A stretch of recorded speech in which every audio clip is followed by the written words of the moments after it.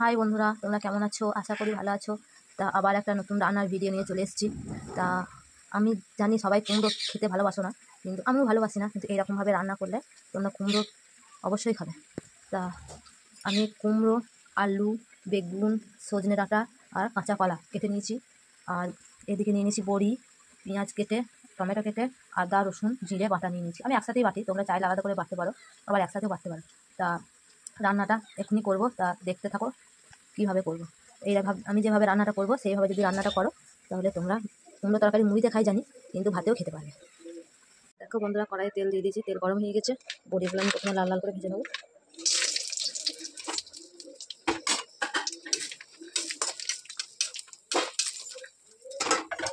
বড়িগুলো ভাজা হয়ে গেছে, তুলে নেবো। তারপরে দিয়ে দেবো সজনে ডাঁটাগুলো।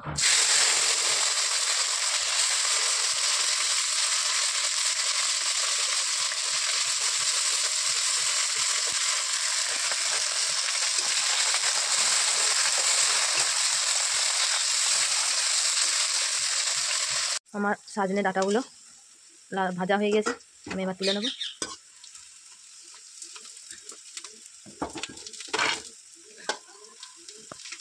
আমি সজনে ডাঁটাগুলো আর বড়িগুলো তুলে নিয়েছি, এবার আমি ভেজে নেব কাঁচা কলাগুলো।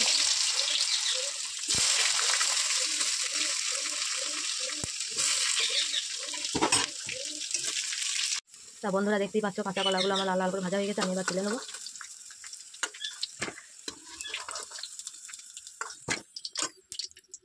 এবার আমি ভেজে নেব আলুগুলো।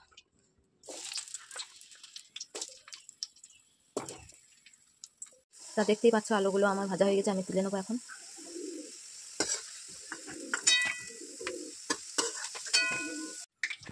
এইদিকে আমার আলু, সজনে ডাঁটা, কাঁচা কলা, বড়ি ভাজা হয়ে গেছে। এইদিকে পড়ে রইল কুমড়ো আর বেগুন। বেগুনটা আমি ভাজবো না তেলে, কারণ তেলে দিলেই জল বেরোবে, তাহলে মশলাটা কষানো হবে না। তা আমি তেলের মধ্যে প্রথমে মশলাটা কষিয়ে নেবো, তারপর কুমড়ো আর বেগুন দেবো। তা ফোড়নে দিয়ে দিচ্ছি তেজপাতা, 5 ফোড়ন, আর দিয়ে দিচ্ছি পেঁয়াজটা আমি লাল লাল করে ভেজে নেবো।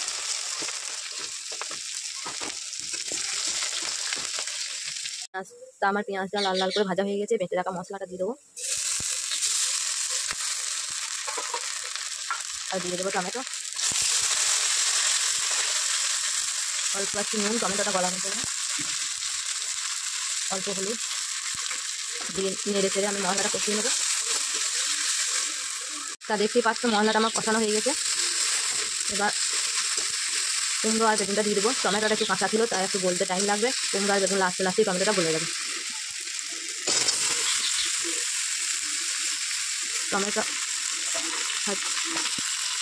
কুমড়ো আর বেগুন আমি কড়াই দিয়ে দিয়েছি।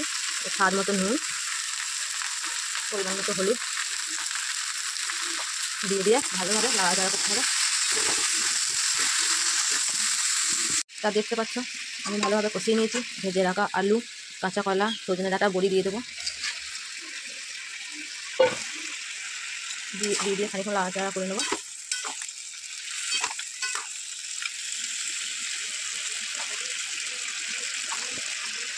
নাড়াচাড়া হয়ে গেলে পরিমাণ মতো জল দিয়ে দেবো।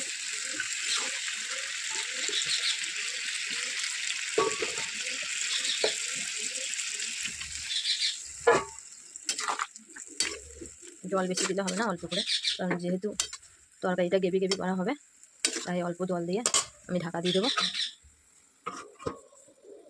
তা দিয়ে দিচ্ছি পরিমাণ মতো ঝাল, লঙ্কা গুঁড়ো, যে যেমন ঝাল খাবে সেই অনুযায়ী লঙ্কা গুঁড়ো ব্যবহার করবে। আমার একটু হলুদ লাগবে মনে হচ্ছে, হলুদ দিয়ে দিচ্ছি।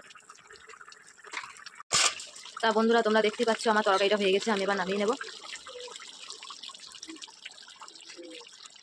তা দেখতেই পাচ্ছ বন্ধুরা, আমার তরকারিটা হয়ে গেছে। তা গ্রেভিটা ঠিক এরকমভাবেই হবে। তা তোমরা চাইলে এর সাথে ধনেপাতা কি মিট মশলা, সবজি মশলা ব্যবহার করতে পারো। ঠাকুরের নাম নিয়ে ভিডিওটা এখানেই শেষ করছি। তা তোমাদেরকে বলছি বন্ধুরা, আমার ভিডিও যদি ভালো লাগে তা লাইক, কমেন্ট, শেয়ার করবে, ফলো করবে। এই ফলো করলে, লাইক করলে, শেয়ার করলে কী হয় বলো তো, এই যে ভিডিও করার উৎসাহটা আরও বেড়ে যায়। ঠিক আছে? তা ধন্যবাদ, ভালো থেকো সবাই বন্ধুরা।